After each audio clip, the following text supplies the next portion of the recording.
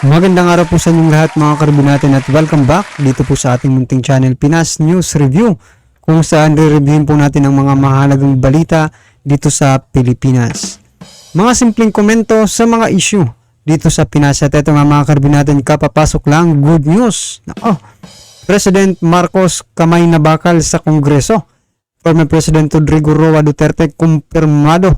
Speaker pinalitan. Yan mga karibin natin ang ating alamin mula po rito kay Pinas News Insider. Yan, nasa description po ang full video link ng balitang ito. Subscribe na po kayo. At kung bago ka pa lang at di pa po nakapag-subscribe sa ating munting channel, please don't forget to subscribe at i-click na rin po ang bell notification para updated po kayo sa lahat ng ina-uploads nating reaction video. At ito na nga, sama-sama at sabay-sabay po natin pakinggan, panoorin at bigyan ng reaksyon ang balitang ito. Ito na po. Ito ang balita ngayon. Viral ngayon sa mundo ng social media. Ang di umano'y balitang dating Pangulong Rodrigo Duterte posibleng tumakbo bilang senador o kongresista at maging House Speaker sa halalan 2025. Pero bago ang lahat, kung bago ka pa lamang sa aming channel, please huwag kalimutang mag-subscribe at i-click ang notification bell para mas maging updated ka pa lalo sa lahat pa ng bagong video na i-upload namin. At eto na nga mga kababayan, hindi lingid sa ating kaalaman ang ginagawang investigasyon ngayon ng ICC sa anti-drug war ng dating administrasyong Duterte at ang di umano'y nangyayaring tensyon sa pagitan ng Duterte Camp at Speaker Martin Romualdez na pinsang buo ni Pangulong Bongbong Marcos. At ngayon sa bagong taon na tila lumalapit na ang halalan sa 2025 ay posible di umanong tumakbo ito bilang senador o kongresista at maging House Speaker si dating Pangulong Rodrigo Duterte. Ito'y ayon sa political strategist na si Maluti Kia. Dahil ayon sa kanya, posible di umanong tumakbo si dating Pangulong Rodrigo Duterte sa susunod na halalan bilang senador o hindi naman kaya isang party list representative, at kung sakaling matuloy ito, maaari itong mailuklok bilang House Speaker na sa ngayon ay posisyon ni Speaker Martin Romualdez. Dagdag pa nito, inaasahan na rin ang pagsulpot ng mga oposisyon ngayong 2024, lalo na't nalalapit ng muli ang 2025 midterm national and local election. Gaano kaya ito katotoo mga kababayan? Gayunpaman, marami sa ating mga kababayan, lalo na mga Duterte supporter, ang nagbigay ng kanilang pagsang-ayon at pagsuporta kung sakaling tatakbo ang dating Pangulong Duterte. Ayon pa sa kanila, magandang balita yan. Sana nga tumakbo si Tatay Digong para mapalitan na yung tambalos-los na kung umasta ay parang presidente. Mas maganda talaga sa FPRRD ang namumuno sa Kongreso para mawalis na lahat ng kurap dyan sa loob ng Kongreso. Grabe na talaga ang pamamalabis ng mga namumuno dyan. Sana makonsensya naman sila. Kawawa talaga ang taong bayan pag magtatagal pa sila dyan sa pwesto. Kaya mahal na Pangulong Marcos, ikaw ang binuto namin. Sana dinggin mo ang panawagan ng maraming Pilipino na sana ay mapalitan na yang si Tamba at ipalit na lamang si FPRRD para sa ikabubuti ng lahat at para maubos na lahat ng kurap na opisyal dyan sa Kamara na mga ganid sa kapangyarihan. Pag si former President Duterte ang maging House Speaker dyan sa Kongreso, ay siguradong walis lahat ng mga kurap dyan na sariling interes lang ang iniisip, hindi ang kapakanan ng taong bayan. Kaya walisin ang dapat walisin, mahal na Pangulong BBM. Huwag ka pong magdadalawang isip na i-appoint agad si FPPRD sa Kongreso dahil kailangan ng kamay na bakal dyan. Si FPRRD lang ang karapat-dapat dyan dahil siya lang talagang tunay na may malasakit sa bayan.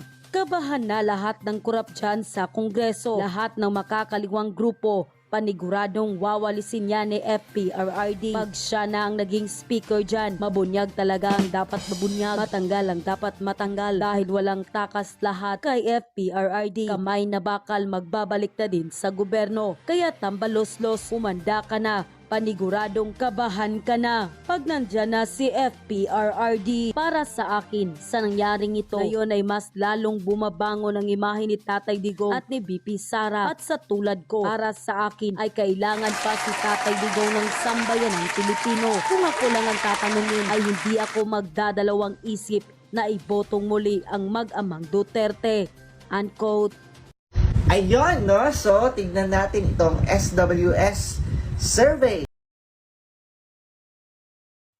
So yan mga karabin natin, no, yan, planong tumakbo ngayong 2025. O kung sa Kongreso nga, o dito nga sa House of Representatives, papayag ba kayo na maging House Speaker si former President Rodrigo Roa Duterte? Yan kung talagang tatakbo yan mga karabin natin, mananalo rin naman yan talaga, di ba? Pero ang problema lang, kung ito ang problema mga karabin natin, for example, manalo, papayag ba, no?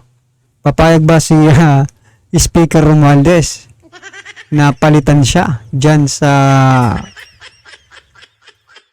pagiging speaker niya, di ba? Or, di ba? Or,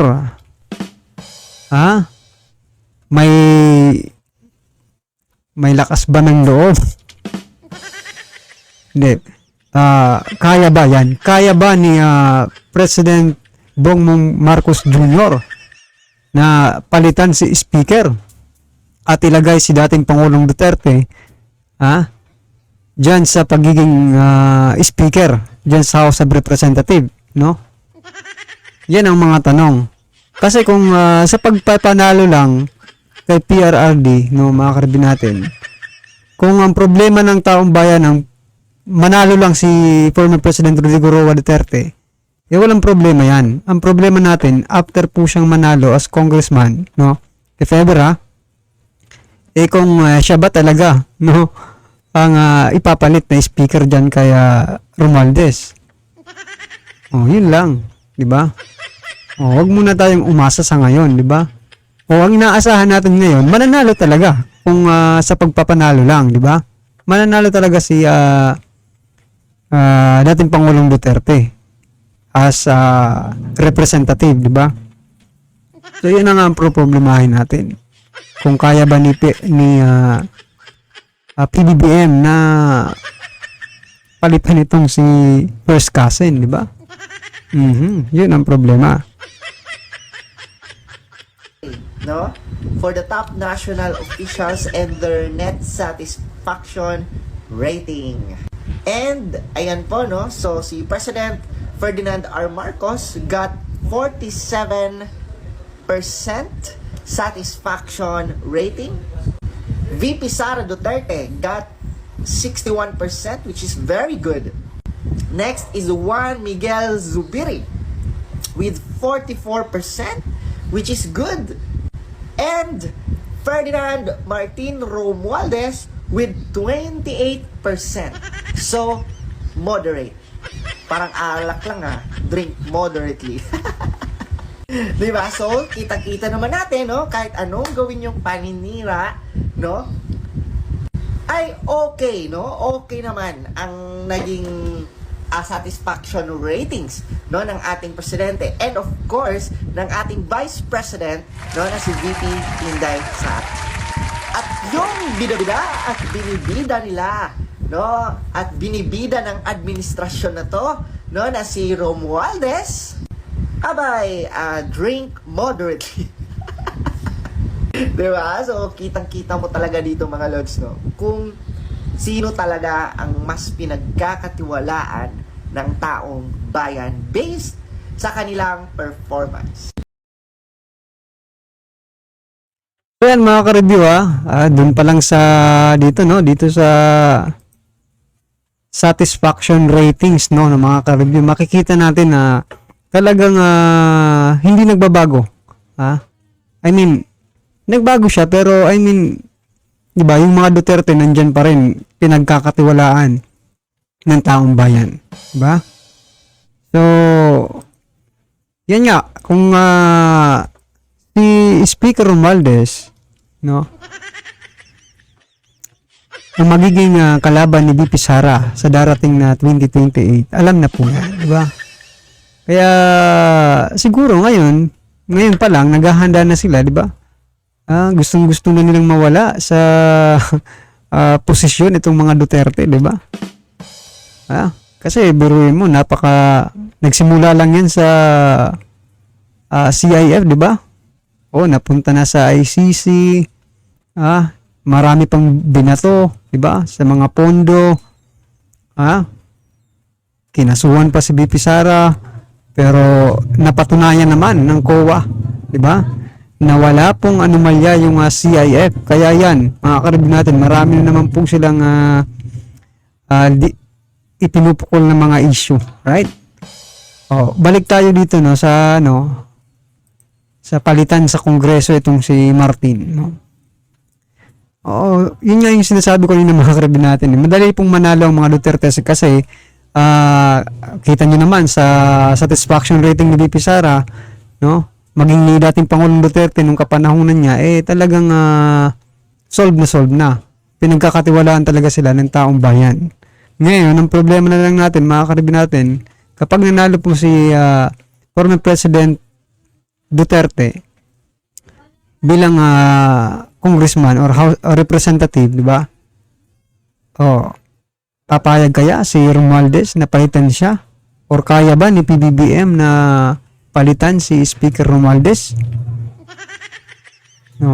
At ito pa. Naisip po agad-agad, no? Matutuwa ba yung mga nakaupong congressman na yun dyan, na sip-sip kaya Speaker Romualdez nandyan? Si dating Pangulong Duterte? Kaya alam naman po natin, mga karib natin, kahit anong sabihin natin dito, di ba, kahit papananunin pa man natin si dating Pangulong Duterte, numbers game pa rin po ang labanan dyan sa Kongreso, di ba? Kung mas marami kang kaalyado, panalo, di ba? Kung konti lang yung kaalyado mo dyan, di ba? Konti lang yung kaibigan mo, kahit pa kakampi mo ang taong bayan, di ba? Wala rin dapat marami tayong kakampi dyan sa Kongreso. Pero mali natin, di ba? Bumaliktad ang mundo ng mga ito. Pag nandyan na si dating Pangulong Duterte. No? Magbago po yung kanilang mga pag-iisip. Yung mga sumusuporta dito kay Speaker Romualdez. Well, anyway, mga karibin natin, ano man po ang inyong reaksyon? Comment lang po sa baba para at least alam po ng ating mga kababayan ang inyong pong nararamdaman patungkol po sa balitang ito, right? Kung bago ka pa lang at di pa po nakapag-subscribe sa ating munting channel, please don't forget to subscribe at i-click na rin po ang bell notification para updated ka po sa lahat ng ina-uploads nating reaction video. Yan, maraming salamat po.